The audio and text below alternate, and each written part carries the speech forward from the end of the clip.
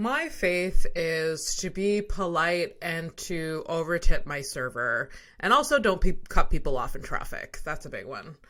I haven't always admired people with faith. I grew up in a household that only went to church on Christmas Eve just to get into the holiday spirit and to sing. We would get all dressed up and we would reward ourselves for going into church with cookies and spirits afterwards.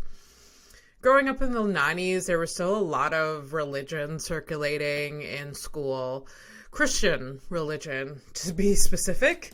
I remember there was a time in elementary school when Catholic children would be separated to prepare for communion, and the rest of us would go somewhere to learn about morals.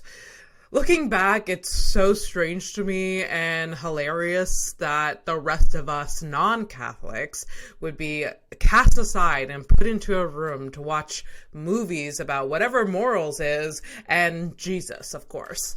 Like, excuse me? This is probably where my warped sense of God and religion began. Add-on years of learning about religious institutions and how toxic they could be. For years, there was no separation of God and church for me, so I saw it as very negative. This led to me labeling myself as agnostic, and probably still do, to be honest. However, I had a moment in my 20s when I had an accident and I was scared that I was going to die. I was in a hospital bed and there was a lot of fear in me. I looked at my mom and she was very calm. And my mom is never calm. She was calm and she expressed to me that she felt God and she had a feeling that everything was going to be okay. That's when I realized that God can just be seen as comfort. It doesn't need to be deeper than that. If it gives people comfort and support, then I understand it. I don't need to judge or criticize people that are spiritual, and I ignorantly did for many years.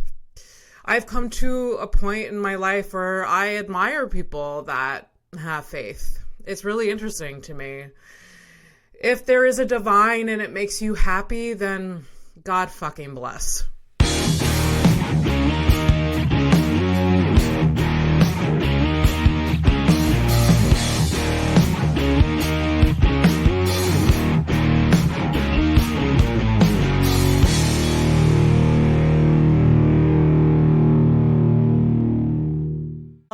All right. You ready to go? Yeah. All right. Well, welcome to House of Stone, the podcast where everyone has a story and we get into the nitty-gritty of it all. Today I have Joanna Selvarajah. Nice. Did I say that properly? Selvarajah. Selvarajah. No, that's right. Selvarajah. That's right. Yeah. I remember the first time I was hosting Stand Up St. Henry, and it was the first time I met you. And I had to get you to say your name like twice. Yeah. And it's exactly, like you say it exactly how it's spelled. Yes. I don't know. Thank you. It's just, for some reason, it looks intimidating right away. There are Do you have problems? Many letters. I have, if not the same amount or more in my, Stonehouse is 10 letters. Same. Yeah. So, anyways, but Stonehouse is easy to say. It's no easier it's than not as Selvarajah, I would say. Yes. Is it the name? Is it if someone just read it, maybe they'd be like, is this person white? Stonehouse. I think that's part of it. Yeah, everyone's maybe. Is it Joanna? And I'm like, it's Joanna. Do people do that? Yeah. Is this Juana? Yeah. Is it Joanna Selvarajah? And I'm like, it is not. We pronounce every letter just the way we do in the English language. That's really funny. That's really... Is it Juana? It's like, are you a bit racist? Exactly. Yeah. You tell me. You tell me what it is, guy or gal. That's hilarious. Well, I have a little bit... I'm going to read out your bio. Please. Just so people get to know you a little bit. Okay. I know, it's not always comfy for some people. It's fine. Just like all your accomplishments is not nice to hear. No. All out in a row. No! All right. So, Joanna is a budding comedian who performed her first set at the Comedy Nest in March 2022. She aspires to someday become a showrunner and has completed classes with the PAC Theater, Second City, and UCB. She has worked alongside notable comedians, including Rachid Badouri, completed 2 pilot scripts, and was featured in Zoofest her first year of comedy. She loves to workshop with comedians and edit jokes, all while crafting her own material.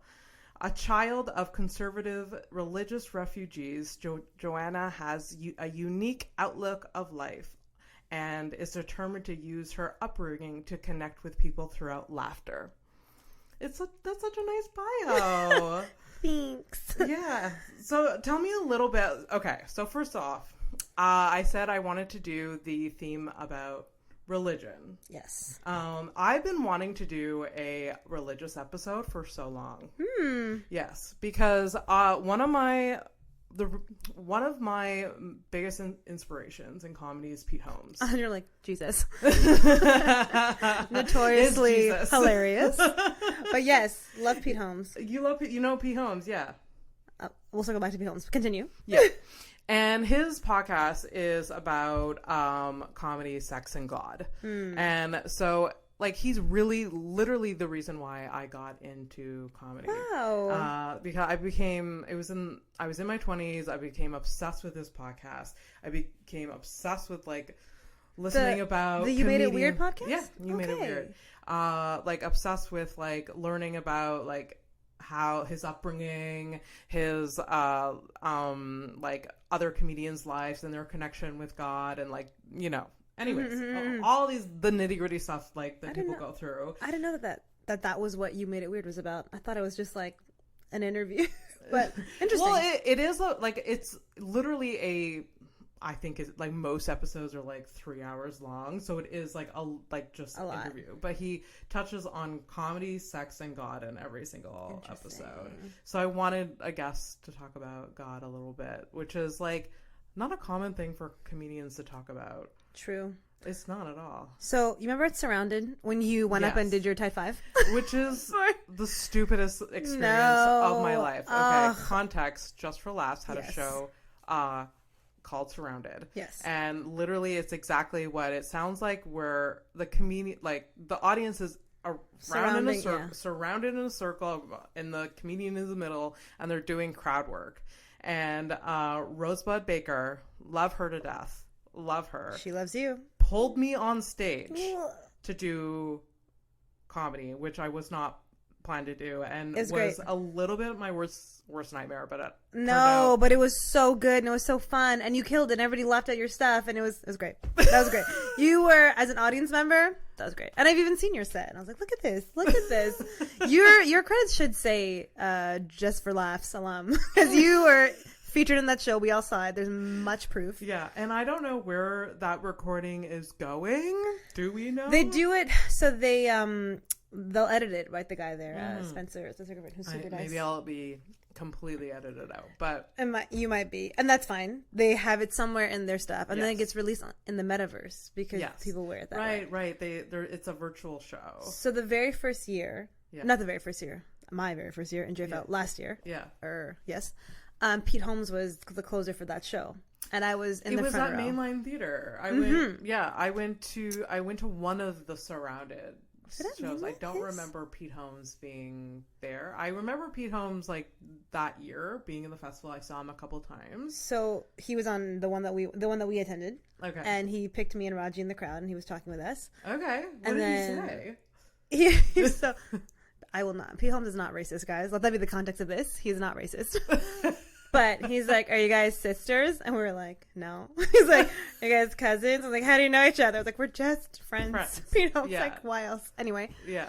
So, got to know us a little bit. Then he brought me on stage and like wanted me to like sing a song with him, because he does that sometimes. Yeah. So he brought somebody else first, and then he's like, what about you? And then at some point he's like, what do you do? And I didn't know, and I just said, I was like, he said the prompt was like, what are you nervous about? And I said, I have a show coming up.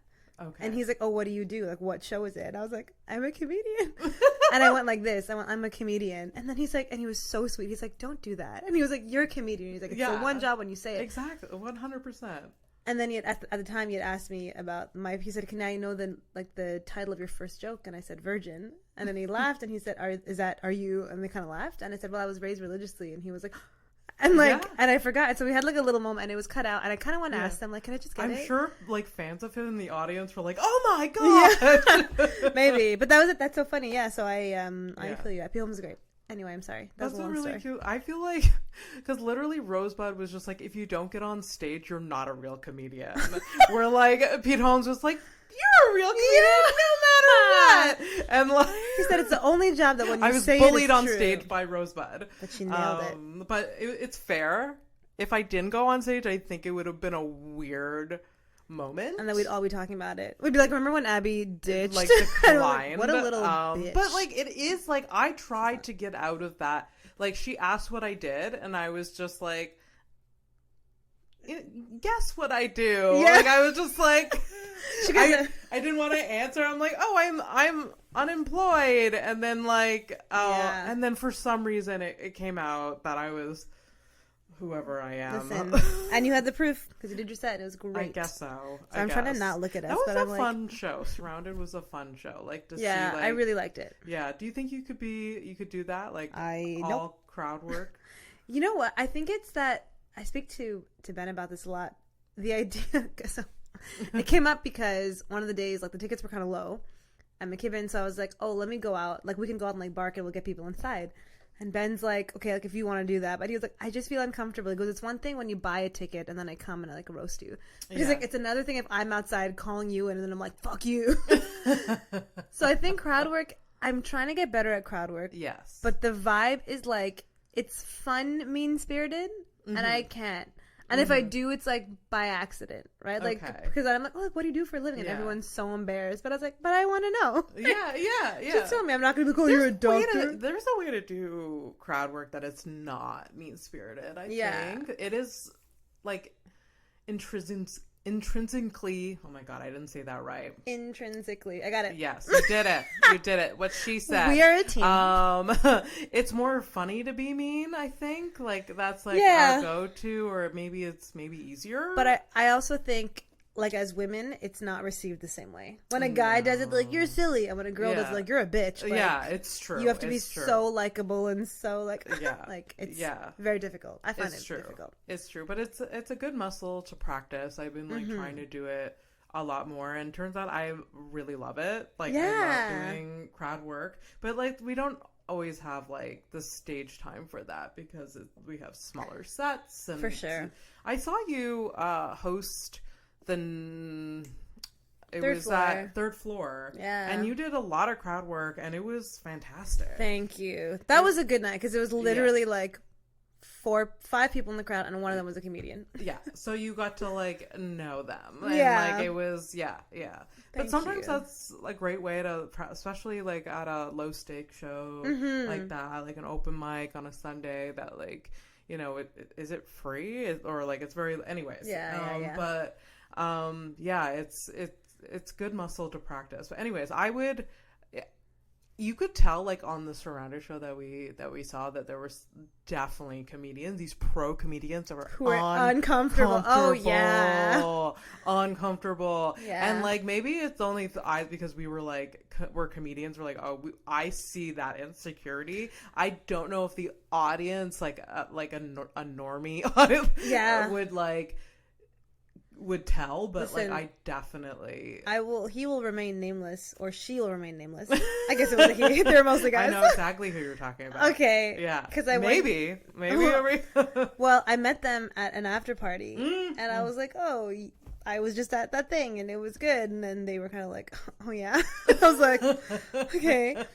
And they were very clear and they were like, this pays well, but and it was kind of a different thing where they were like, I really work on my craft and I work on my jokes and like, this is not something I really wanted to do. And I was like, I mean, I think people might have felt that. And you can tell that, they were trying to mix in some of their material.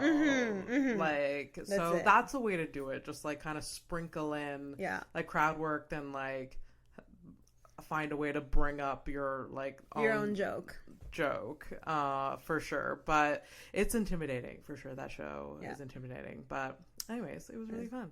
Yeah, it was. Sorry. We were talking about you love Pete Holmes. Pete Holmes is and that's what I was like, how are we talking about this? It's all good. Yeah, love Pete Holmes. And so we're going to talk about Jesus? Yeah. Yeah. I got my Bible. So the reason why I invited Joanna to this episode is because she's very open and honest on stage about her upbringing in a very religious household and how it's impacted her life. And like your bio says, you have a very unique like material presence on stage, like no other comedian talks about being religious and a virgin on stage. So, or technically speaking, yeah. So it's very unique, and I want to dive right into it.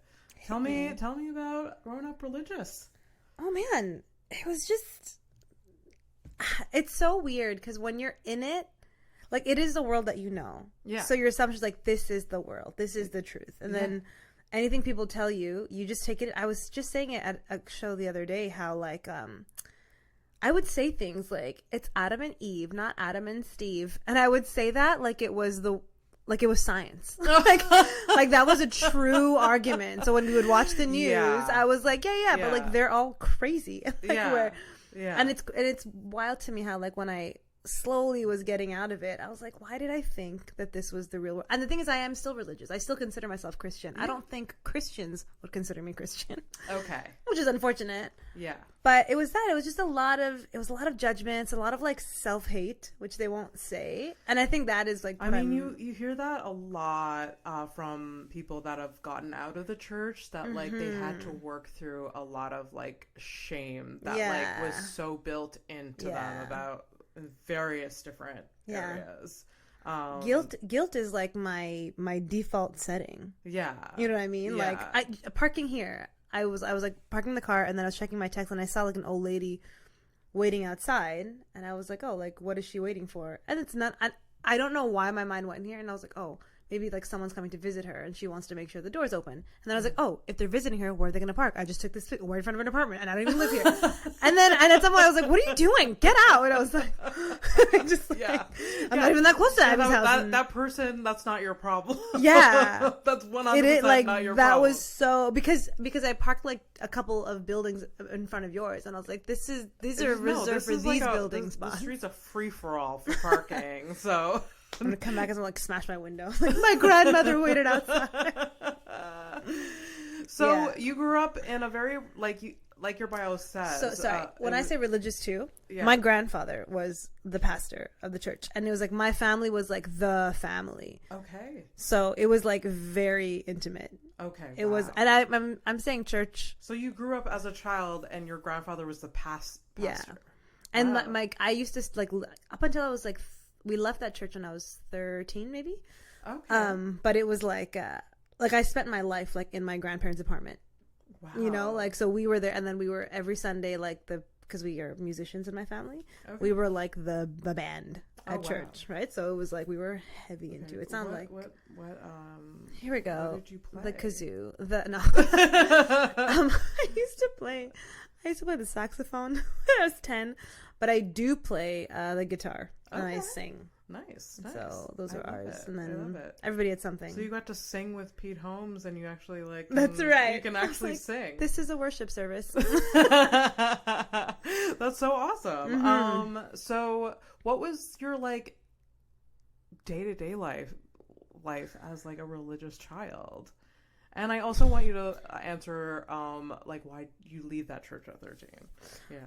I mean, this will be public, but it's kind of screwed. Day to day, I mean, it's such a blur now because it happened so long ago, but I really remember, like, I would wake up early, get dressed, go to school all day. The bus would leave me at my grandparents' place. And I would eat food. I would watch a bit of TV. I would do my homework as much as I could, because then there was a Bible study or a prayer meeting, and it would start, and I would like have to attend. Okay. And there's this whole thing about like, because we were like the leader's family, it was like, well, you have to be the example. I was like, you have 8. To what? Like be the example. Like we had to attend, and everybody. So you had to be very, very like. in it. present and in it, and like lead by a good example. I would only go to my home, like my parents' home, like to sleep. Oh wow. You know, and like even like schoolwork, all that kind of stuff. Like, so this was that was every single day. But for sure, because I remember that like it was like Monday, Wednesday, Friday, Saturday, Sunday. Oh wow. Maybe Tuesdays and Thursdays. I can't remember, but it would also be like, you know, part of church is like, oh, Abby's going through a hard time. She's coming over, or we're going over. We're gonna pray. You got to be here, and we're like, okay. And then on the days that it wasn't like with the church praying, let's say, if my dad was home, because my dad worked at the airport, so his schedule was like whoop, up and down. But like we would have our own prayers, like with our family. Okay. It's just like all the time, something or other. Holy moly, I grew up like not religious at all, so like so I'm sorry if my questions are fucking stupid. They're not, especially the way I grew up, because I think you'll ask most people who are Christian and they're like, oh, we didn't have that. That's not, so I will say it's Christian, but it was like a cult. I mean, really, it was a cult. It was culty. My grandfather. In what way? My grandfather, who just died like 3 weeks ago, was I'm sorry. Oh, don't be. It's fine. No, I'm joking. I appreciate it. I do. I have very complex feelings about this, and this is. It's because, like, I mean, you left the church, so maybe like there was there's been a drift between your grandfather and your family. I'm guessing he was a pastor, in the way that like the Catholic Church has their versions of priests. I would say. Oh, wow. So that was the thing. And he was like, he had his demons, and he was not a nice man, and he was not nice to our family, and he was not nice to a lot of people, but he was wonderful to a lot of other people. So this will be public to my family. Sorry, guys. Okay. All right. Okay. That's so interesting. Sponsored Thanks by Pigeon. For the coffee. Sorry. This was really good. Oh my gosh, mine is full of sugar. How do you take your coffee? I don't. You don't. Is this hot chocolate? This is a chai tea. Oh, okay. But I thought I had one before coming, and it was so good. But I thought they steeped it. Okay. But I think they're just pouring the chai, because this just feels like sugar. I should have just got a Coke. Anyway.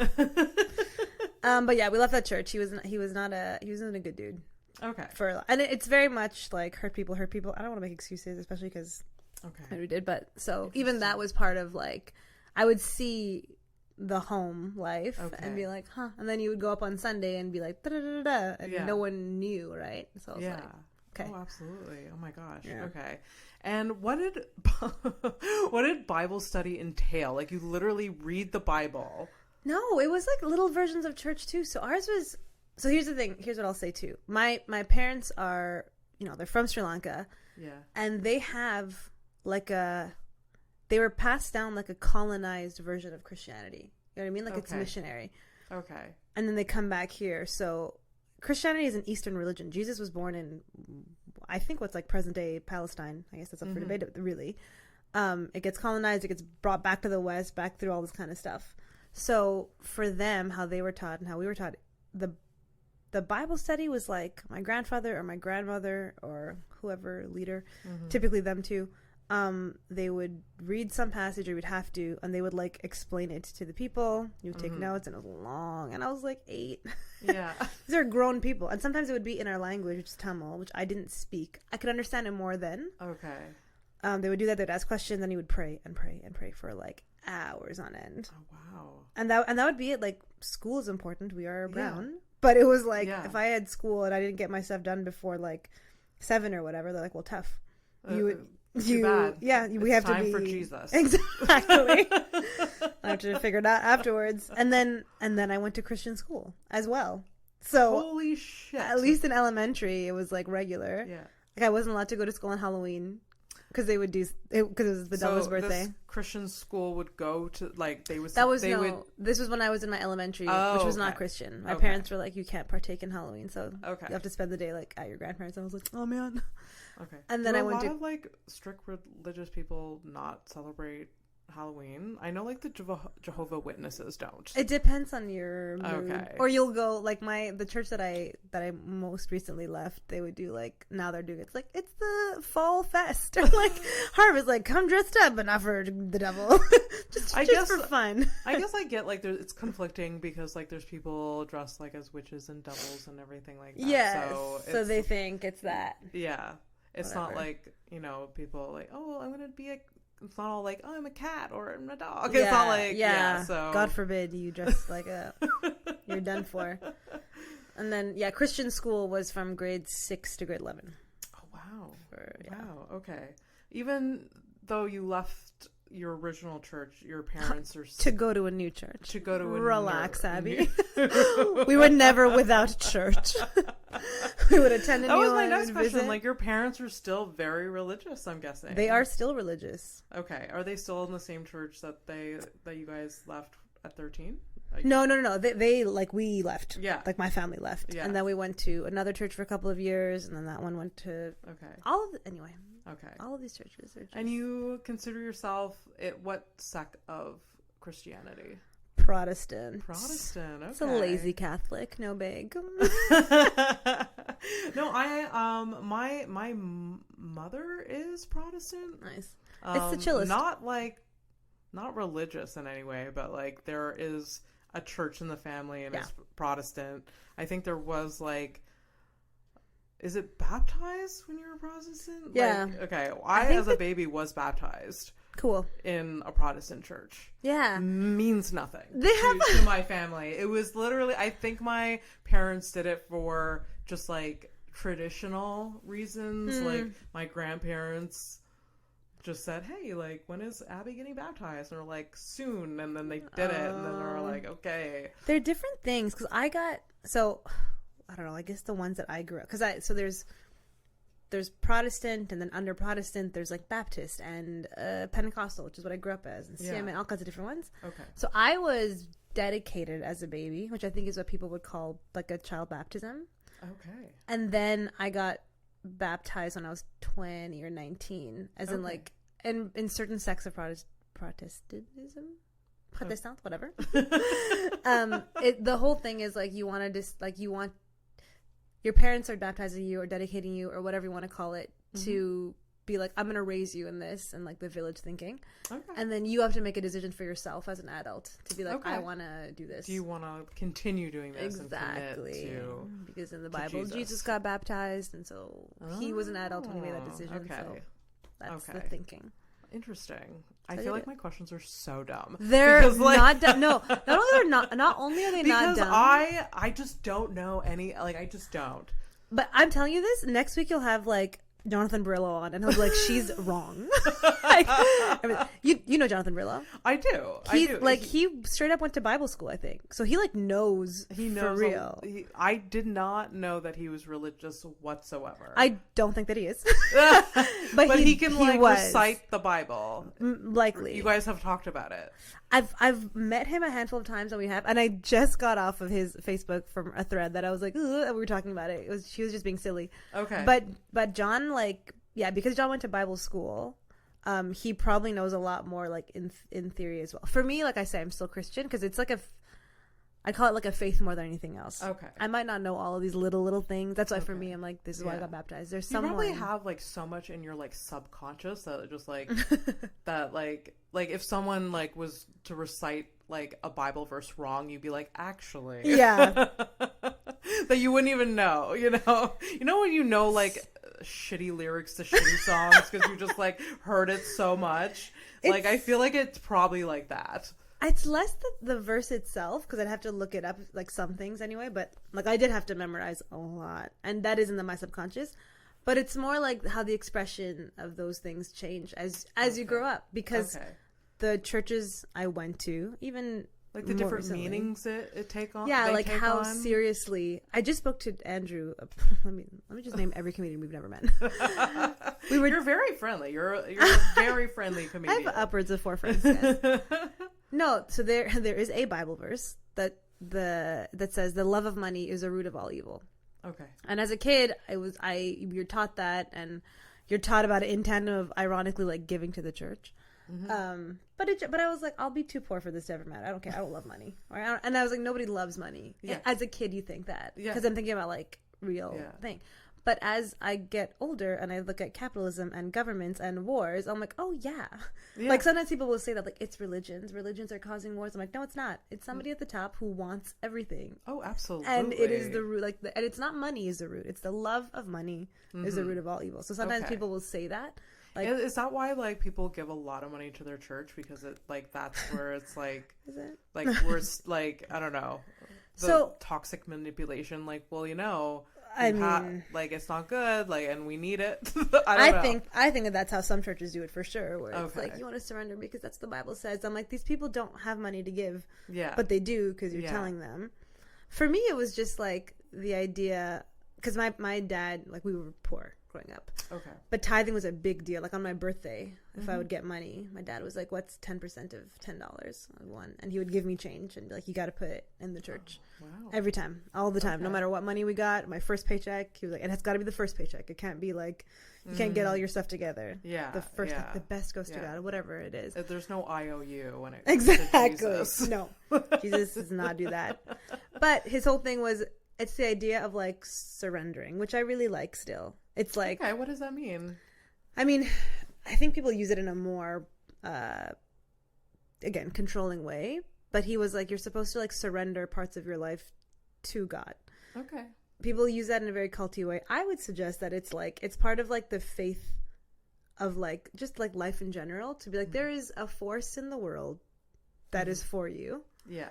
And it's not like we're giving the money like to Christ, who doesn't need money, but it's just like tithing or sacrificing or whatever for the church, which we expect to like be for the people too. Yeah, is like, I really need this money, but let me make the effort to put it into the world for other people who might need it. And it's a surrender of like, you think you won't have enough, but like it's okay. Like money, and we know it too. Like money isn't everything. I mean, a lot of people think that way, and it's not.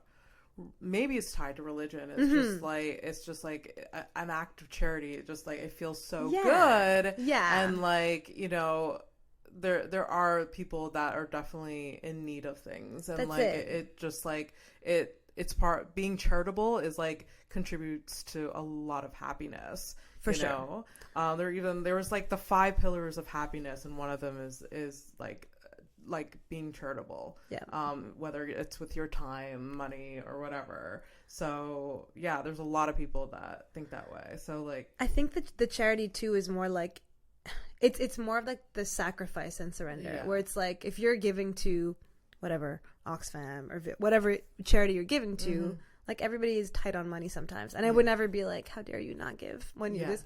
But I think part of it is like, I'm tight on money, but this community, these people are like tighter, so like, I'm gonna let it go, and give it to someone who may or may not be more in need, but that's like not my business, right? But like, and then you just trust that, like, not that it will come back to you, but that like, you'll be okay. Yeah, you'll be okay without this thing that you thought you depended on so much. That makes sense. Interesting. So anyway, can I borrow $5? So where do you stand now? Like, obviously, like, you're hinting at, like, you're still religious, and you still attend church. I don't. You don't. I just stopped. I made a decision, like a concrete decision, on Easter, which is a big deal for us. But okay. So, sorry, when did you make a decision? Like last Easter, I would say 2020. Okay. 22. Okay. Yeah.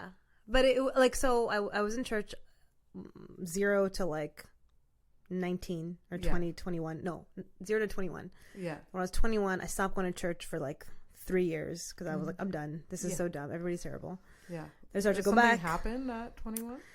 No, it was just, again, maybe I was just getting older, but I was just seeing more of like, every church had the same thing. Mm-hmm. And I will say it now, like, I love my last pastor. Like, I absolutely adore him. Okay.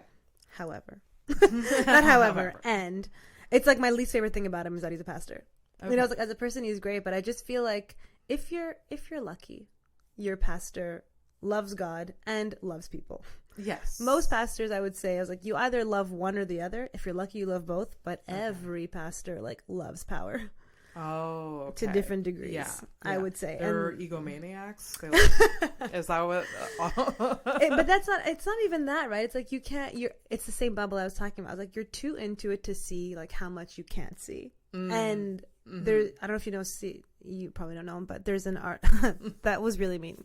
You probably don't know. Probably haven't heard of him. You probably don't know this like important religious figure. Exactly. It's Jesus again. No, there's this author named C.S. Lewis. He wrote the Chronicles of Narnia. That's what. Okay. In the actual world, that's what he's famous for. In the Christian world, it's because he was like a religious, like I say, like he's like a theologian. He wrote this book called Mere Christianity and the Screwtape, and he was very like a philosopher in a lot of ways.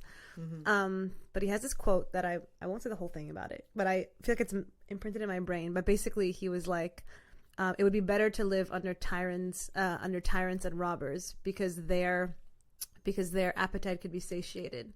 But the worst thing is to live under a righteous busybody because but they're doing it for your own good, and so they will torture you with no regard. Yeah. And so that's what I feel often with pastors. I'm like, you are so sure you're doing the right thing. You are so sure you're doing it, and there's nothing I can tell you. Yeah, no. That like you're hurting people, or you're saying. And when I say hurting, I'm not even talking about like sexual abuse hurting. I was like, it's just like gaslight.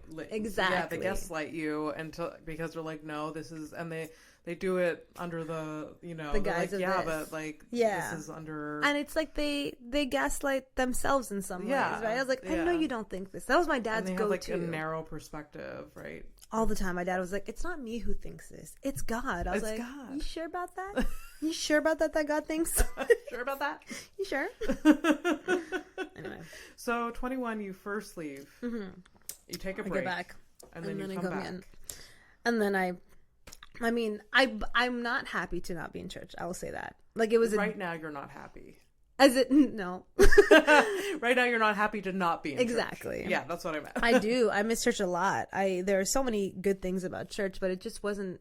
It's just not worth the uptake. Was it like? Were you going once a week, or was it more? No, I was involved in every facet. Like I was on stage, I was singing, I was with the teenagers. Even up to a year or whatever ago. Yeah. Okay. I was in it like proper. I was volunteering any way. Wow. And even did you cut it off cold turkey?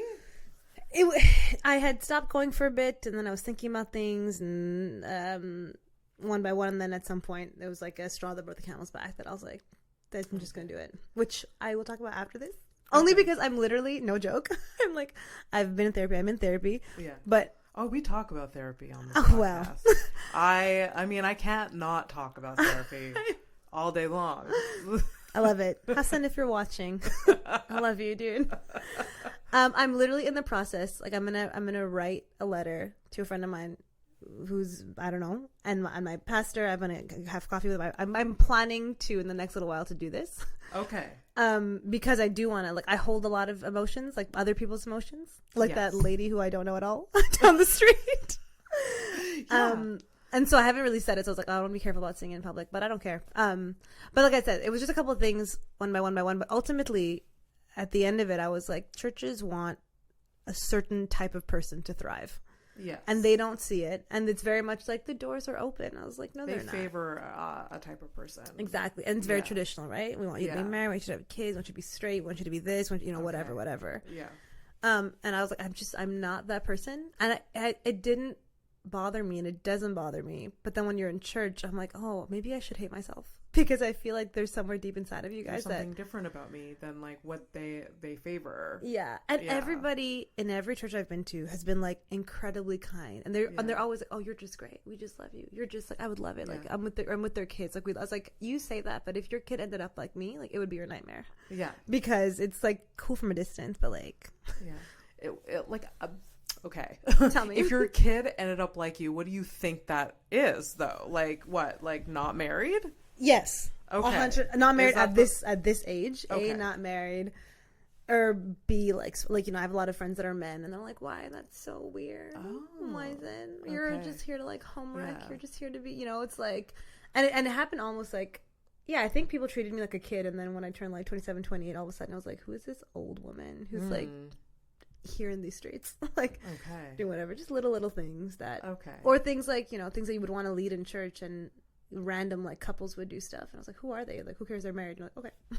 Oh, sorry. And that again, to me, that's like most churches are like that. Okay. If you go like higher up in leadership, it's always like, well, You know, interesting. that kind of So stuff. you don't feel good about not going to church, but you're still religious in your heart. You're still like believing in God and Jesus and everything. For sure. Right? God and Jesus. Do you have your own like personal practices? I mean, I pray pretty often. Okay. Like, I pray often. I try to. There's this Instagram called Black Liturgies that I love so much, and she wrote a book. The author or the handle, her name is Clartha Riley. She has these like the book is called This Here Flesh, and I'm like rereading it as though it's a Bible. Okay. But she talks about the fact that a lot of religious people, specifically Christians, like we're so caught up with the afterlife and like nothing about the material world. Yes. And she is autoimmune compromised. Is that how you say it? Okay. She has some kind of disease. Immunocompromised. Yeah. And so the book is kind of about like the importance of paying attention to the material world. And she's like, if God has given us this world, like why aren't you looking at the trees and why aren't you taking space and why aren't you looking at people? Exactly. Yeah. Okay. So, but I consider all of those like religious practices and that kind of thing. Do you think being on stage is a religious practice for you? I don't know. It sounds silly, but I will say for me anyway, like there is something like almost like holy about a comedy club. Truly. It really is. It really does. I don't know what holy is, but it feels magical. Yeah. You know what? So, maybe I shouldn't name this comedian, but a comedian with everything that's happening in the world right now with Israel and Gaza and the whole thing. They were really rightfully like in their feelings about it. We'd gone to a show together. Of course. And I mean, just being with them before, like it was heavy on their heart. I could see it. And then they were going up on stage. So they went up on stage. The crowd was a little bit, and they did their best. But I wouldn't say, I was like, it's not about that person. Like the comedian was still doing well, but the crowd was like stiff. Yeah. And he came off and he was like, oh, like it's me, it's this, it's that. And I was like, no, you don't know. Went back on. And at some point, it was an uptick, right? He just put it on and then the crowd starts to laugh and laugh and laugh and he's doing it. Yeah. And every time he would come off stage, he would still be like, still heavy. And I was speaking to him after, and I was like, actually, like, the whole world is going through this right now. And I was like, do you understand that, like, for whatever, 8 minutes. Brief moment. You're, like, giving people a distraction. Yeah. Yeah. Well, I don't even...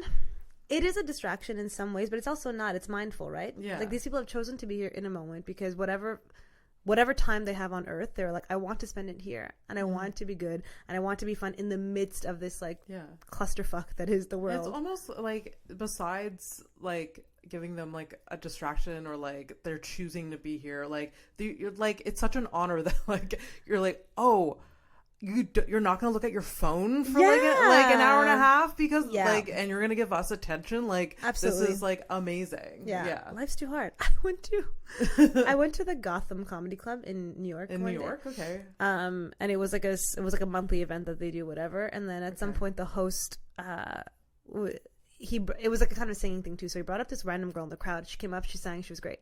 And then he was like, hey, can you say your Venmo out loud? And then he's like, if everybody here gave $1, she could pay for her meal. And I was like, wow. And he was like, it's nice. And then he went on this little small rant about, he was like, the arts are really hard. And he's like, and it was very courageous of her to come up and do that. He's like, and I fully started crying. I'm like, it's so true. Because life is hard. And then I went to see him afterwards. I was like, well, you said that. Yeah. And I was like, but it's true. I was like, and he kept saying that so many times. Like, life is hard. Life is hard for everybody. It's like, life is so, so, so hard. And he's like, and then you came here and that you're with people. Like, it's a big deal. And then people, and I was like, yeah. Those things feel I think a lot spiritual. of times we don't think that and we take it for granted. No. Like, because we go on stage like almost every day. We like, I mean, I'm guilty of not thinking of that. Like, yesterday I was just like, having a weird day and just like went and just did my thing and then came back home and then went to sleep, like, but it's such a magical thing what we get to do. Absolutely. And just such an honor that like these people just decide to like accept us into their lives for like a brief period of time. For sure. We can become very like huge egomaniacs if we wanted to. Yes. 100%. And we know people who are. I mean, a lot of us are narcissists. Yeah, yeah, exactly. But we just hope that it doesn't go to the toxic narcissist side of things. For sure. So you're gonna write a letter to your old pastor?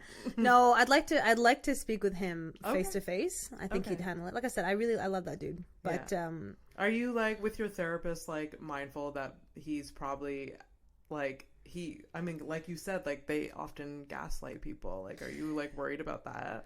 I am. I'm sorry. I don't know.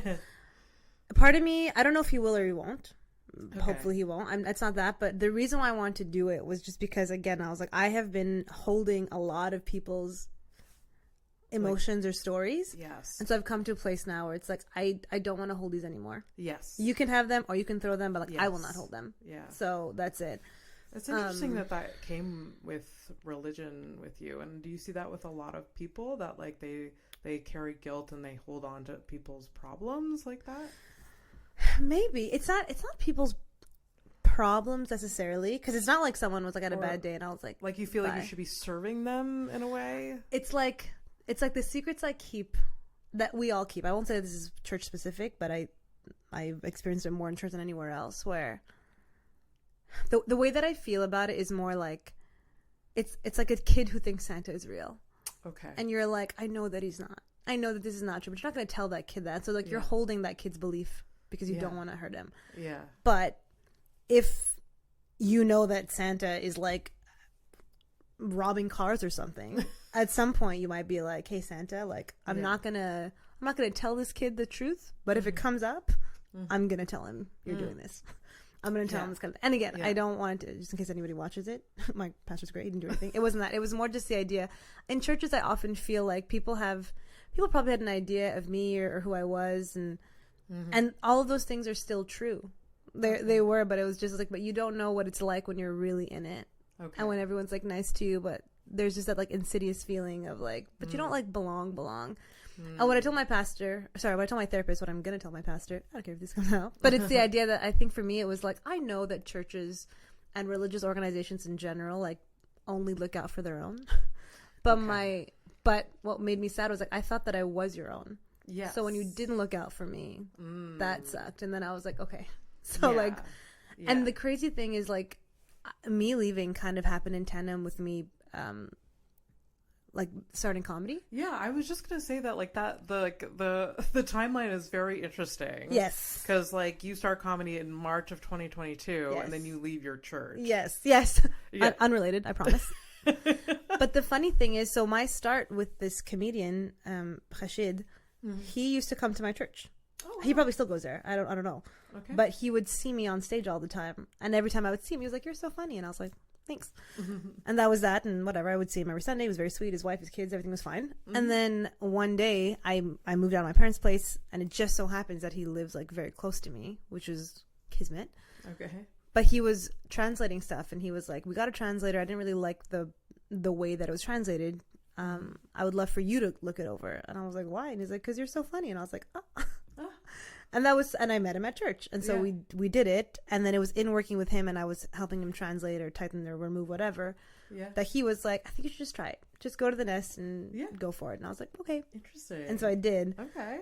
That being said, it was like meeting the comedians who I understand like are degenerates.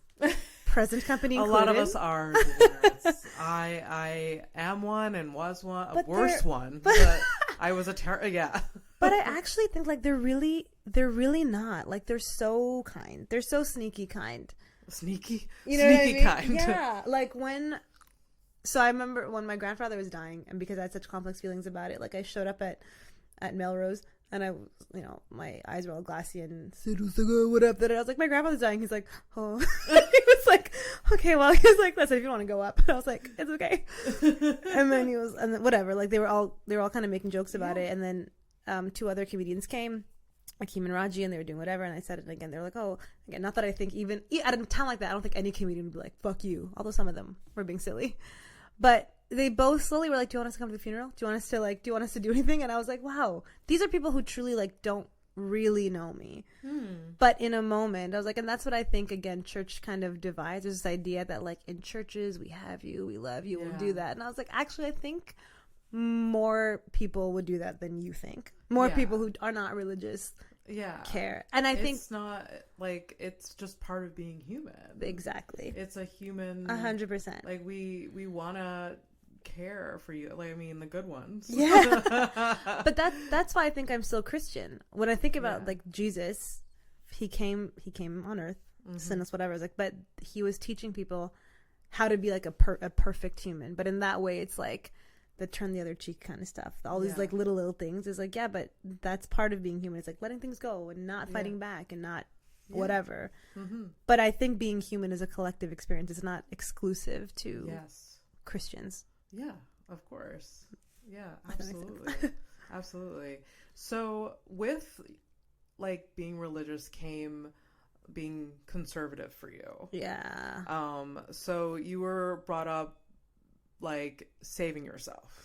Yeah. Can we go into that? Saving yourself for marriage. For who?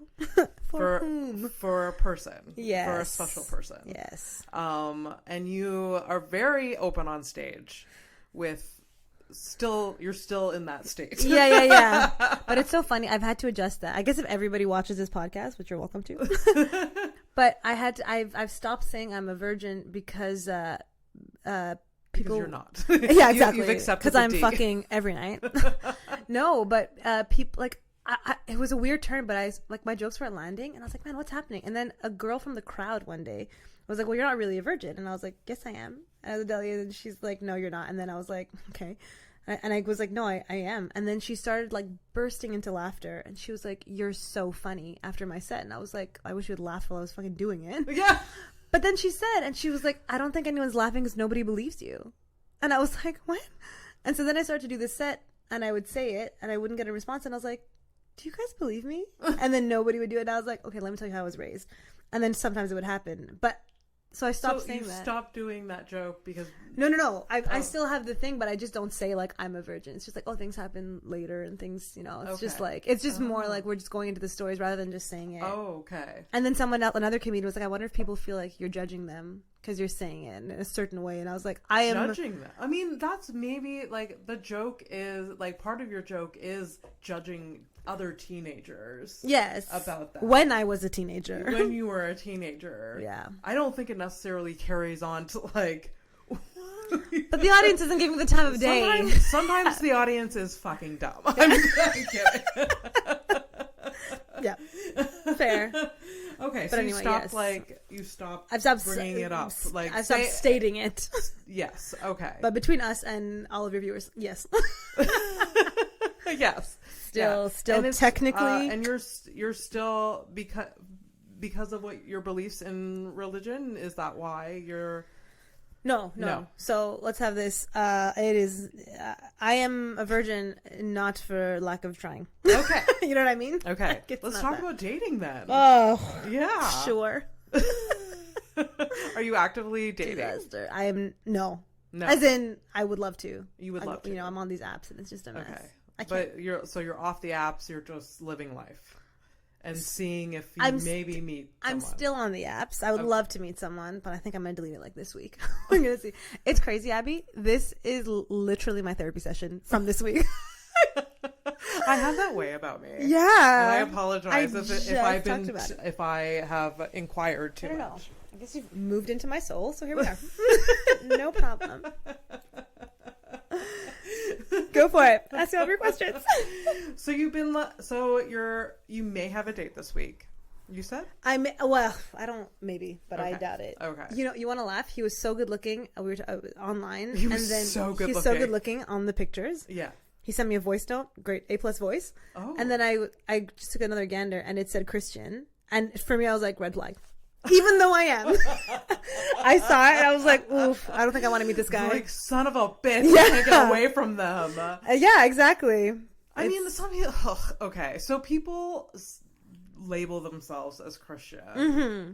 But they're maybe not toxic Christian. True. Maybe they're a Christian like I'm a Christian. Yeah. But I bet he maybe all they do is wear a cross necklace. That maybe I don't know. It's interesting that he put that on his online profile. I have seen that because they do ask, you know, and sure. Maybe it's just like, oh, age, religion, what, like they just fill it in. Yeah. So maybe not judge. Maybe, exactly. Yeah. I mean, I am Christian, so I do judge, but you're right. It's part of your way. That's it. It's in me. It's in me forever. So it's not from a lack of trying, but the dating scene is not the greatest in Montreal. It's not the greatest, but I will say in this facet of my life, yeah, like sexuality specifically, I'm like a teenager. Like You're like what? like I'm like a teen. Like if a boy was like, "You're ugly," I would cry. Yes, of course you're like, yes. You know? Because it's very rare for, like, you're 32 now. I'm 34, Joanna. It's not that the issue. It's the virgin at 32. Yes. No, I mean, it's not an issue. If it's only an issue if you make it. Sure. Yeah. What's harder to tell a date, whether you're a virgin or a comedian? Yeah. Exactly. That's probably, like, those are, if like, you didn't you like have this, to spill the beans on two major real things. early. I don't know if I would spill the beans on being a virgin anymore. Someone told me, it's funny. Just let them get to know you. Like, it's really none of their business. I think so. It's funny enough, like, my guy friends, or two of my guy friends were like, I would want to know. They were like, if I was sleeping with someone, and I was like, what is it? He's like, because I would be more careful. I was like, you should be careful with everybody. He's like, I know. And he's like, but it's different. He was like, I don't know. I would tell them. And I was like, I would at least meet the person first. Yeah, I wouldn't just bang, like, but you don't have to, like, say it on your online profile. And it can't be like, it can't be like first thing you say, like, hi, I'm Joanna, I'm a virgin. Like, that's not. I didn't. I would never. No. I mean, it's definitely, I can't even imagine how hard that would be to kind of test the waters. Yeah. You know? And would you date a guy that's a virgin? Yeah, I would prefer them not be. Okay. One of us should know what's happening. You know what I mean? Like, I'm being 100% serious in that way. I would rather not have a virgin. Okay. And, yeah.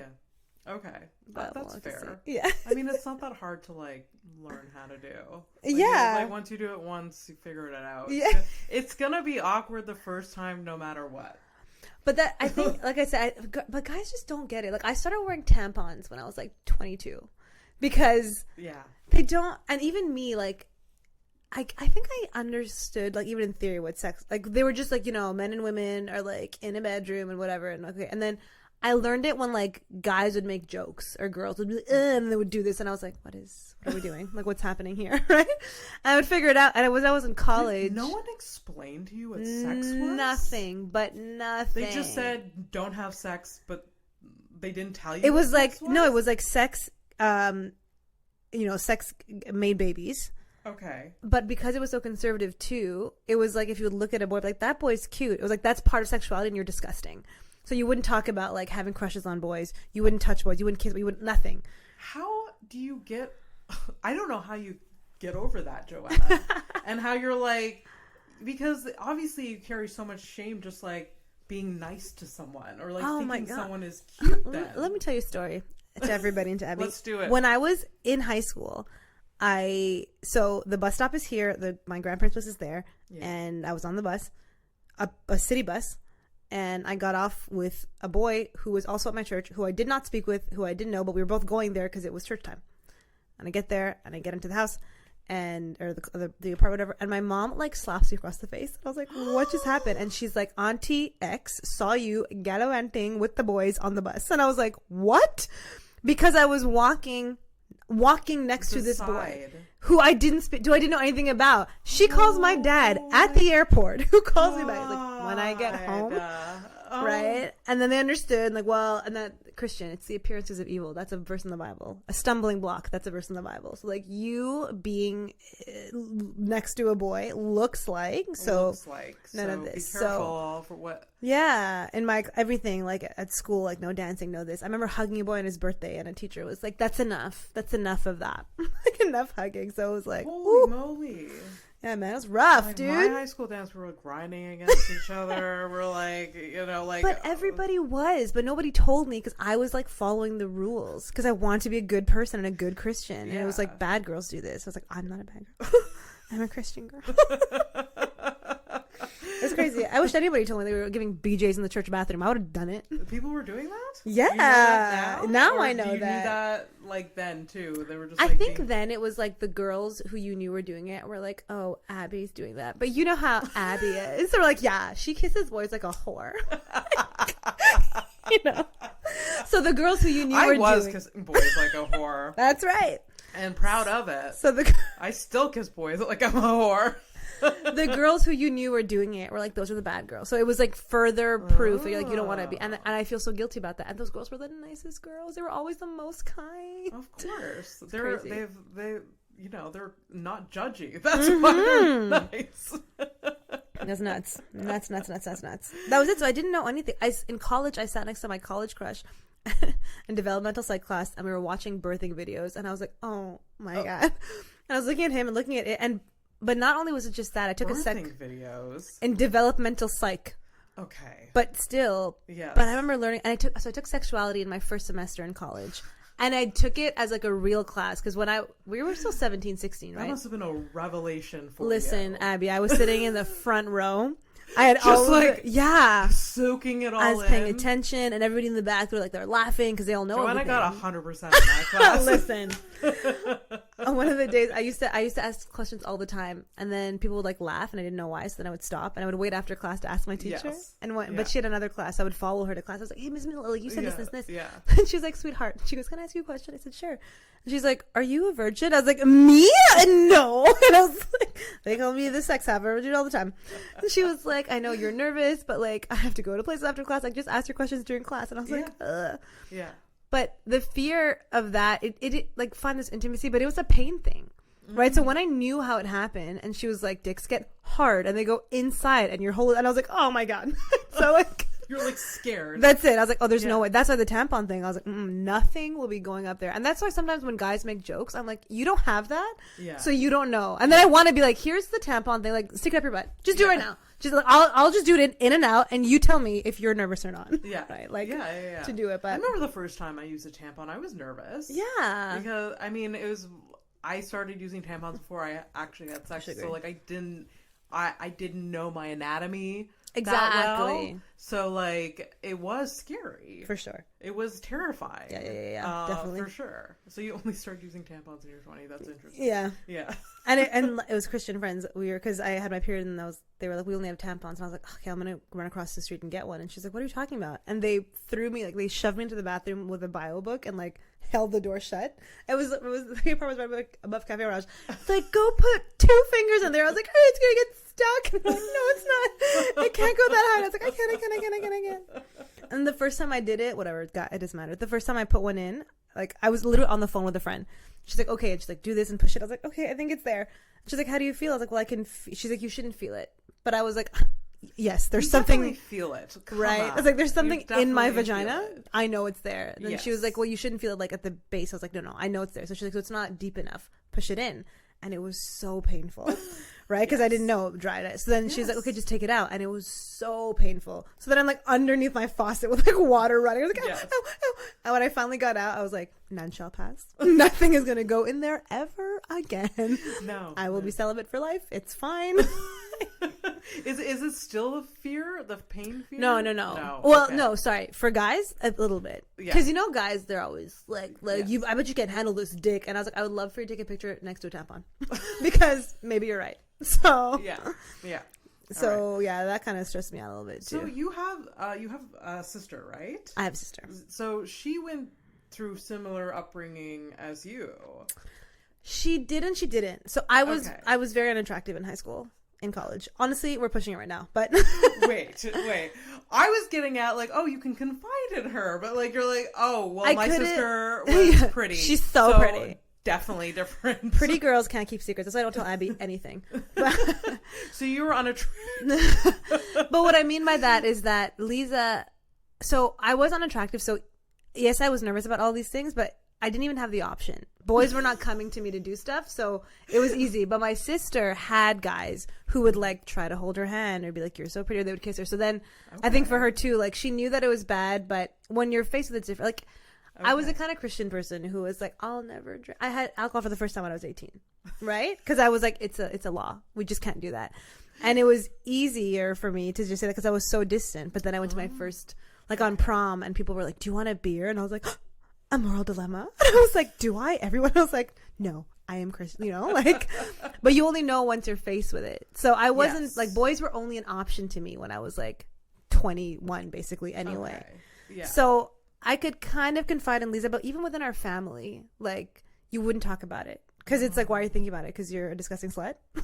So you're worried like your sister would judge you, or like you couldn't confide in her. Yeah. Because she was also like judgy or religious. Exactly. And even yeah. if she wasn't, it was like I don't know. You were worried. That, you just didn't talk about that stuff. Yeah. You wouldn't talk about. I wouldn't tell my sister like. Yeah. I think I wrote in my journal when I was in the 5th grade, and I was like, I have a boyfriend, because it was the non-Christian school, and you were in the 5th grade, and my sister saw it, and she was like, "Ew, I saw it." You're like, "Boy." I was like, "No, I don't. Don't tell Jesus or Dad." So that solidified no talking. But since it's been much easier. Since it's better, like, is she still religious? She is, but all of us. So I have an older In a sister and an different older way. brother. Okay. Yeah. Okay. It was you're a different all thing. religious in different like levels. My brother is not. Okay. He learned early that it was a joke, kind of. Like really? And when I say religious, like, maybe it's the opposite. Maybe I am religious, but I'm not like institutionalized type of religious, right? Yeah. Because I do feel spiritual. I do feel Yeah. Jesus, whatever you want to call it. But it's the churches. It's what you tell people. It's how you control people that I'm like, which I think is everybody's issue with the church. I don't think anybody has a problem with like. Yeah, I don't know. I think there's different degrees. Like, there's definitely people that are like atheist. Like there's extremes, right? And then there's a lot of us that like kind of sit somewhere in the middle, you know. And like I think more so now that I'm older. Like I was not raised religious at all. We went to church on Christmas because my sister wanted to sing. That was like, that's it. That's the religion that I experienced. My mother is spiritual. She doesn't go to like church or anything, but she does speak to God. And that makes her feel good. So like, I can't oppose that. Like, if that makes you happy, that like, you know, that's freaking fantastic. So Stephen Colbert said this, and it's the closest, or not, like, it is the reason why I would say I'm religious, where he said, I have a profound gratitude for life, and that gratitude needs an object, and that object I call God. Okay. And that's like exactly how I feel, right? So people who talk, or it was like, you're just like, life is just what it is. I definitely. And like, I remember like being very, I think in my 20s, being very like kind of judgmental of my mother, because I was more like agnostic or just like didn't really give a shit about it. And I'm just like, I went through a lot of shit in my early life, and I was just like, oh, I don't, like, if God is real, then I wouldn't have gone through all of this. Like, I was like in that stage. Sure. And I had this experience with, I had an accident. I was in the hospital, and I was going into like an operating room, and my mother, who's very spiritual, like I said, like said something that was so comforting to me, and I'm like, okay, that's God. What did she say? Well, it was like I was scared that I was gonna die, and like I had a sister that passed away many years ago, and she said to me, God wouldn't take another daughter from me. Oh. And like, I don't know, like, to me that was comforting. Just like, I don't know what it was. It was like those comforting words, whatever that is. I don't know what it is, but like my mom's like strength came from her belief in whatever. And like, that to me is God. Like, those comforting words, what you comfort yourself is God, whether or not that's real, or whether it's like based because like your belief in like Jesus or whatever, like that's God.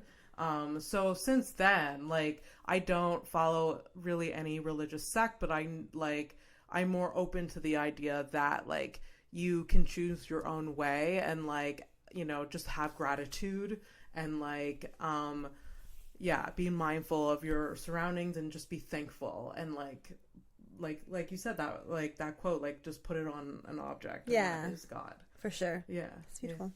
Yeah. Beautiful. It's true. Yeah. I would never like probably go to a church ever again in my life, but it just doesn't really like, it's not really not my vibe, but yeah, it's tough. when I say I miss churches, like there's some community things. Honestly, it's similar. I would say it's not dissimilar to a comedy show. Yeah. When you're in a comedy show, I don't know why I'm calling it a comedy show like that. It's so weird. I don't know. At an event. Yeah, when you're at comedy a club, show, whatever. Comedy. There is something about like laughing. It's not the same as when you're watching a special at your house, right? You're like, I'm in this community of kind of strangers. It's a different energy.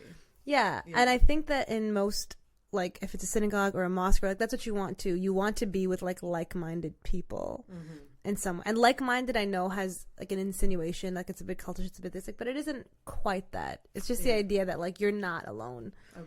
You're not alone, like in these moments, in these things. Mm-hmm. Like there are other people laughing with you, or praying with you, or taking communion, or what have you. Those things I miss. Yeah. But it comes with its own sets, unfortunately. Yeah. So are you gonna engage a bit more in like these community things that connect you with God? So do you think eventually? I don't think so.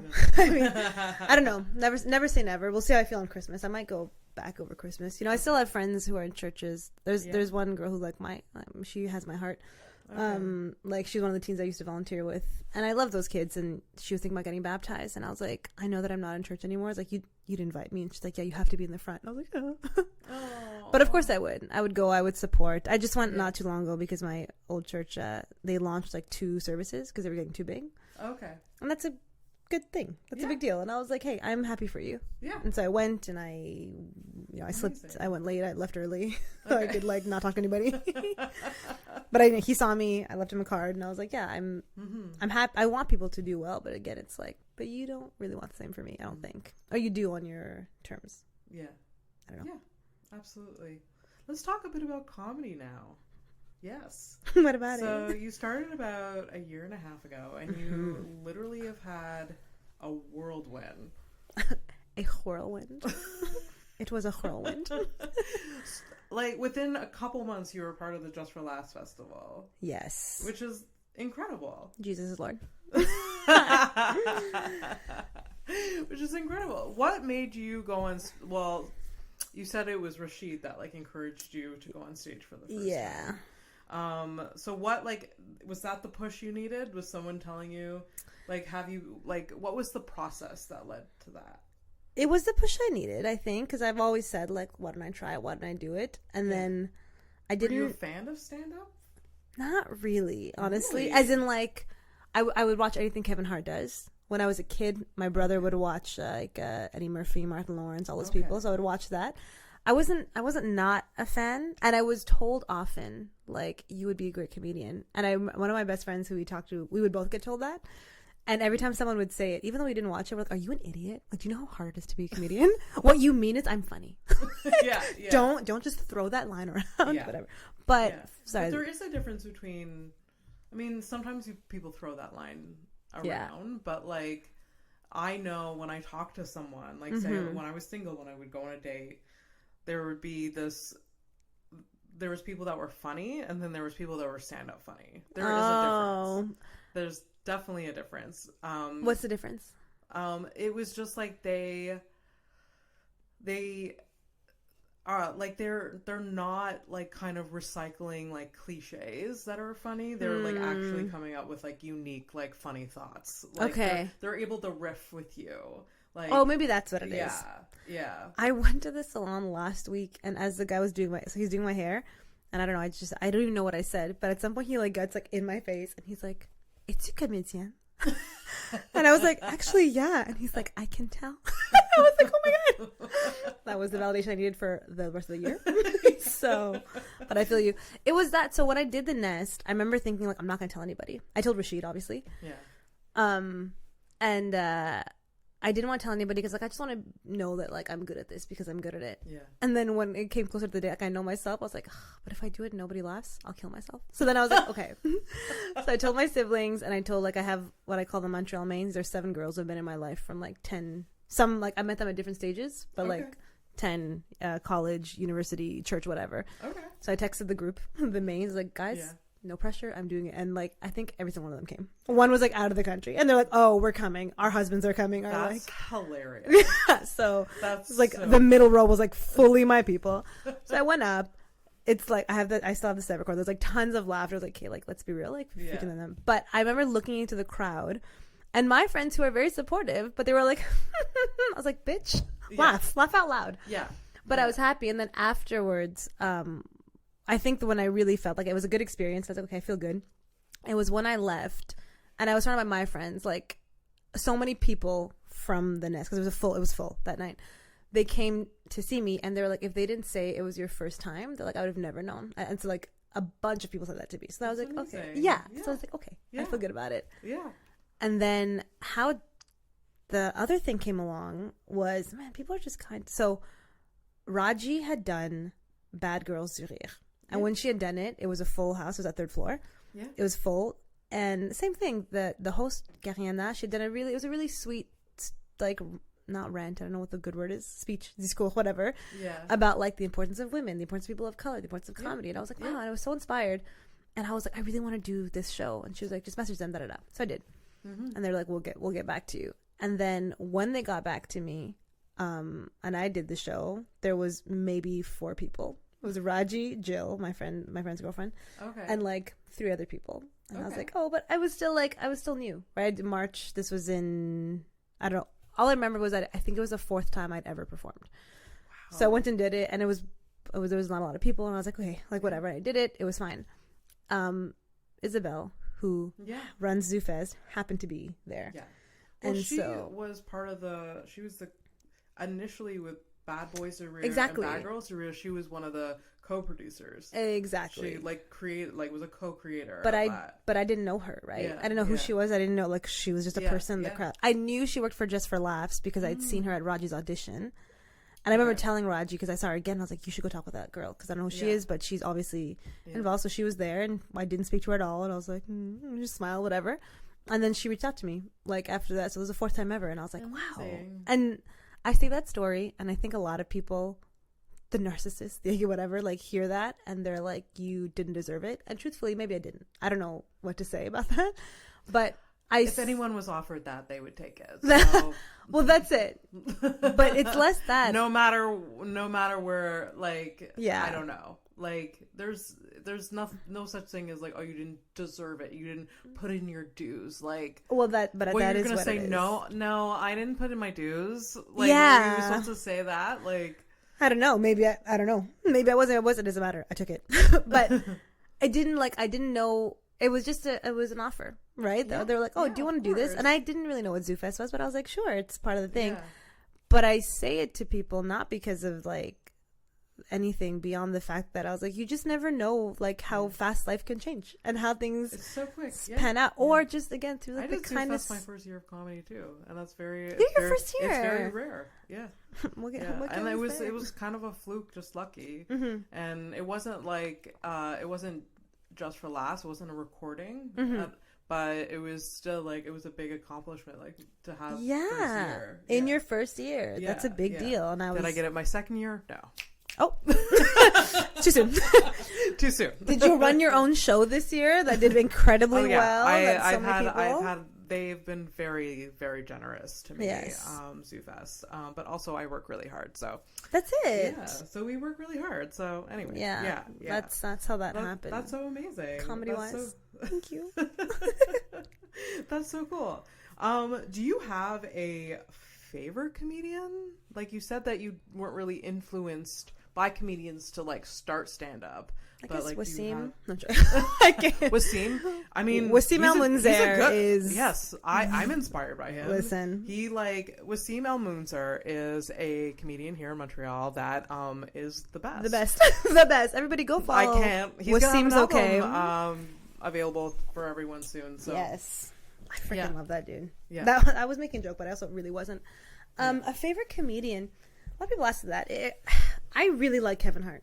Honestly, like, I get it. Like, maybe his most recent stuff isn't as good as his old stuff, but I freaking love Kevin Hart. I really like Nate Bargatze right now. Oh, he's the best. He's on fire. And he's an example of someone that is a lot more conservative.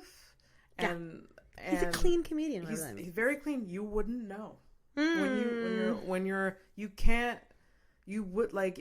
unless I told you he was a clean comedian, because like you're not missing out on like sexual content or like you're not missing anything. Like, and then you're like, oh yeah, like he didn't swear or talk about anything raunchy.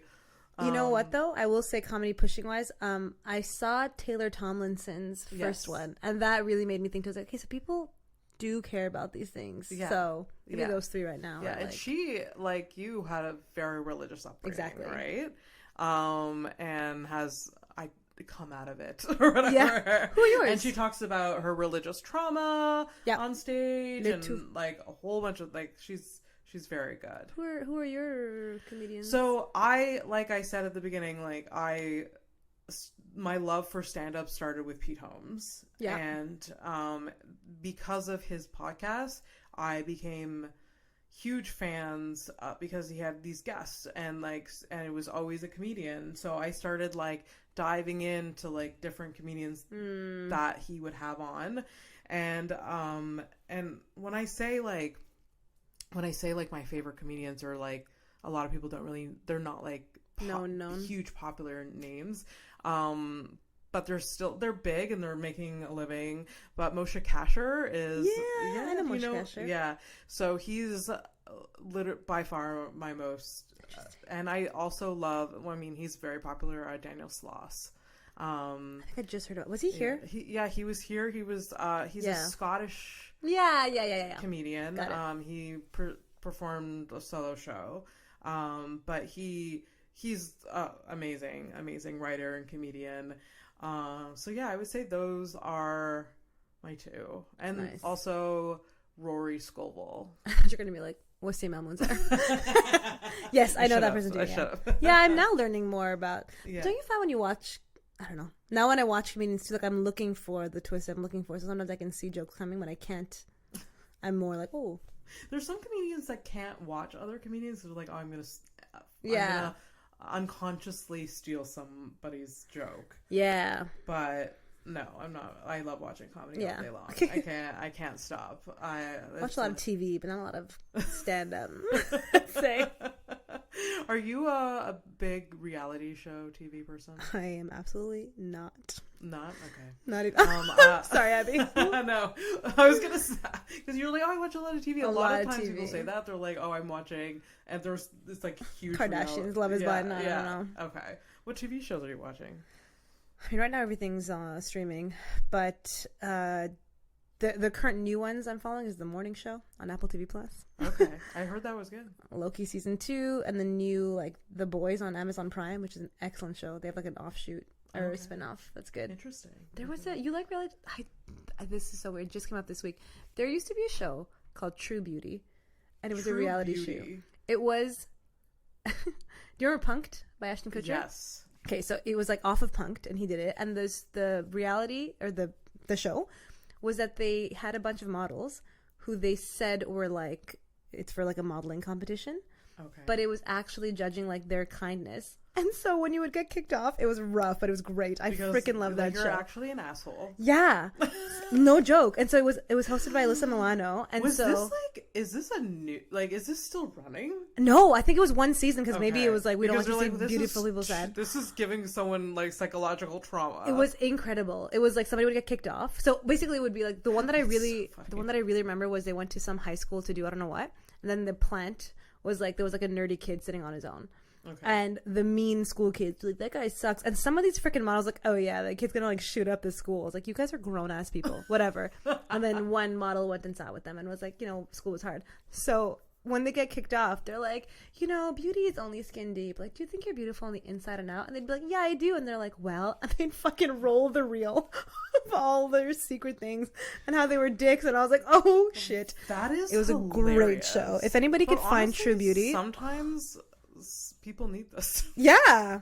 There's people that like I know that I'm like, you were so fake. I hear stories, I'm like, and then you see them in person and it's like the opposite. Yeah. You're like, holy fuck. Yeah, Like, exactly. You're a monster. yeah. Oh my god, that's an interesting. That's my biggest fear. All right. That I'm a Yeah, super I am monster. a sucker for reality shows. Rewatching. And like it's disgusting. I had an whole episode with Mike Carosa like 2 weeks ago, and like that's all we talked about. Just reality. Is reality shows because he's fucking into them. That's so weird. It's really funny. Mike Carosa. Yeah, he's so into like he's responsible for one of the longest episodes of this podcast. Oh, we're gonna meet him. We talked so much about reality. It's a good episode though. It's really, really good. I'll watch it. But like it's bad how into them I am. Like it's like I can't watch TV unless like, you know, some weird conflict is happening. What's the best reality show you've ever seen? I really love Love is Blind. Oh my god. I know. Cool. Cool. Very, very cool. It's bad. No, I love it because it's so bad. I need it to be bad. Yeah. So not good. Disaster. Not good. I can't. All right. So you've been a comedian for almost 2 years, a year and a half. Almost. What is your goal? What do you want out of this? I just want to write for a TV show. Oh my god. I would love to write my own show. I would love to write a play, which I could do. I'm just lazy. Yeah. But that is my goal. My goal is if I became like a famous comedian, that would be great. But But you want to be a comedy writer. Yeah. Amazing. For sure. Okay, that's so cool. Quick answer. How do we make that happen for you? Oh man, you know, I read all the stuff at the packets. Like you have to write like late night monologue jokes. I have none. I am trying to do this. You have to write sketches. I'm trying to write like a 15-minute like a short film or something. Okay. So we can make it on YouTube and everybody can see it. But okay. Are you actually gonna make it? Like I would like to put some production into it. I wrote those 2 pilot scripts of those 2 classes I took. Yeah. And I was like, I think maybe I could take a scene from that and make it a little bit longer. I had an idea for a play that I think would be easy that I'd love like the comedians to star in. Mm-hmm. Because I think a play it actually isn't that hard to put on. As in like maybe like the logistics of like finding time to rehearse and stuff, but like the Siegel Center will rent you out the place. Okay. And then they have their own people who buy tickets. I have no idea. That world is so unknown to me. It's these goals are becoming more and more achievable. Okay. So I'd like to write a play in the near future. I would love to just attempt to write like a script. Do it. I would love to. Like it's always been like a you know, an aspiration of mine in the back of my, but I've never actually like done down. it. Yeah. Started writing. I've had ideas in my head. I brainstormed ideas with people, but like it's never really like come to life. I don't know how to like physically write a script, like do like opening scene. Like I don't know. Yeah. What's the first thing you do? Like I have no idea. But so that's really interesting. Take the class. And I think that journey to get there to like becoming like a writer looks different for everyone, you know? Like just from my like I've listened to lots of podcasts with like comedians. And a lot of comedians in LA are writers for like various different shows or whatever. It's you get there in various different ways, whether it's like just performing and then you get known that way, or like you just, you know, you start as a freaking intern at like someplace, or it's all about who you know, man. And just start writing, and that's more. Really interesting. I didn't know that about you. Yeah. we're uncovering secrets. Well, we have to wrap this up. It's already been like an hour and 15 minutes. Oh, man. Crazy how fast it went. I was so nervous at the beginning of this episode because I'm like, we're going to talk about Jesus and I know nothing. But you've made it like flow so... Listen, I did come to baptize you though, so it's... Thank you so much. It was so... I don't know. If you're religious, be religious. Yeah, it's great. It's very cool to be religious. Do you, but don't be gross and mean. I don't know. You would one of the when you had sent me, you were like, oh yeah. So the 2 final questions I always end with. Tell me. Is what is the hardest thing you've ever been through, and what are you most passionate about? So guests either answer both or just one of those, because I realize. I mean, there's a reason why I include those questions, because it always opens people up a little bit. And then we get to, but I realize that those are hard questions. But. They are. I mean, hardest thing, I don't know. I've had an incredibly fortunate life. So. That's what Mike Rosa said the other day. He was just like, I haven't gone through a lot. But that's amazing. I'm glad. No, that's a lie too, though. Yes, exactly. I think it's just that hardest or little things. But I will say the passionate. I think about this all the time, which is that I am so adamant about the bystander effect. You're adamant or like passionate about do you know the bystander effect? Have you heard about that? The bystander phenomenon. Yes, Yes. I've experienced that firsthand many times. I'd give a TED talk about this. You're passionate about the bystander about how effect. we should not be prey to that. We should not be victims of the bystander effect, or not victims. Like we should not be bystanders. Yes. If I had a charity, I would call it bystanders. Yes. So people did stuff. Yes. But I also think that that's part of like my Christianity is like. Do you know the story of the Good Samaritan in the Bible? Because you weren't raised Christian, so it's okay. It's fine. But in it, essentially, it's this guy. The only context that we have in like the different accounts of it is like there's a guy who's beaten by robbers who's left by the side of the road. We don't know if that guy deserved it. We don't know if that guy was a piece of shit. We don't know anything about that guy. We don't know what he was going to do tomorrow. Yeah. But he's left by the side of the road. And it's like two religious leaders see him and pass by and you're like, ugh, whatever.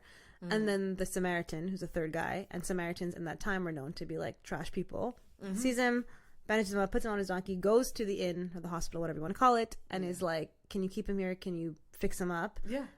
I'm going to pay you, and if there's more, I'm going to come back tomorrow and I'll pay the rest. And then he goes on his way. Yeah. And it's because they're asking Jesus, like, who's the neighbor? And then Jesus says, who was the neighbor in this story? And I was like, this person that nobody cares about more than the religious leaders, right? Yeah. So that story is like at the center of my faith, right? It's like we should all be that person who stops, and not be the bystander, bystander. Like, so if you see something going on, don't just wait for someone else to act. Yeah, exactly. Yeah, I think like it's a psychological phenomenon that people do that though. Like sometimes you're not even aware that it's just like it's like you're just scared to and I mean, sometimes it is an act of selfishness. You're just like, no, I'm not going to engage with this. But there is a literal, like, your brain fucking stops. Mm-hmm. Like that's a different story, right? Yeah. Like, you can't always help it. You can't help everybody. You can't do everything. But I think, like, the whole, like, live and let live and all, I was like, actually, there's a fundamental problem with that. Yes. Right? Yes. I was like, you can't live and let live. You have to do something. Yeah. And, like, you know, because they say, like, the golden rule. And people are like, just don't do to someone what you don't want to do to them.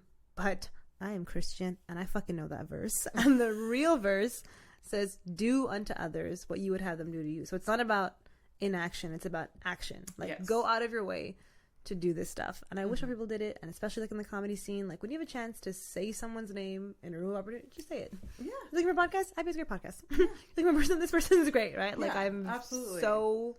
Yeah. It's so easy to be kind to someone and to make them just reckon like you exist, like I see you, you know what I mean? Not like we so easily just pass people like by or whatever. Exactly. And like so and it impacts people a lot, and I think you, in your short amount of time doing comedy, you've impacted all of us in such a positive way. I love you. I'm not just saying that because you're here in front of me. I'm like, at home. It's just you're so kind, and it generates. And I don't think I've met another comedian that has complained about you in any negative way. So that's really sweet. You're doing a good job. If that's what your passion is, then you're doing you're doing a good job. It is really. You're doing a good job. You're so good at this. Oh, I'm okay. You're like a Montreal friggin' Barbara Walters. I'm like, yes. Ask me the questions. It's so easy to talk practice, to. You know. It's okay. I'm okay. No, you're a good listener. And like on a podcast. Yeah. Wow. Yeah. I'm shocked at how good you are. Which sounds offensive, but isn't it? You're really good at this. Listen to this. Tell people to like and subscribe. You're a great like and subscribe. Yeah. House of Stone. Goodness. Well, thank you so much for being here. Thank you. Lovely. Thanks for your honesty and being open. Of course. This is lovely. Where can people find you online? You can find me at J.R. Selvarajah. Selvarajah. Joanna Selvarajah. Follow me. Yes. Love you guys. Yeah. Love you. She's funny online. You see a lot of clips and where she'll be performing. Go see her perform. You can follow me at abpstone_MTL, houseofstone.com for all the links to all the episodes and all the information there. Like, follow, subscribe, and thank you so much. Thank you. Yay. Bye.